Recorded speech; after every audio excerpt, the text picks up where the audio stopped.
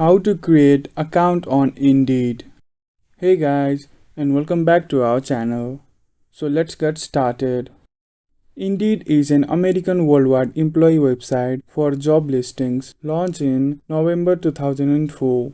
It is an independent subsidiary of multinational company Recruit Holdings. It is headquartered in Austin, Texas, and Stamford with additional offices around the world. Indeed is currently available in 60 over countries and 25 languages. First of all, go to your Chrome browser and type in indeed.com and you will land on this page.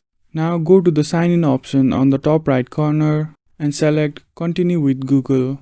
Choose a Google account by which you want to sign in into your Indeed account. Now go to the home page and here you can see you are now signed in.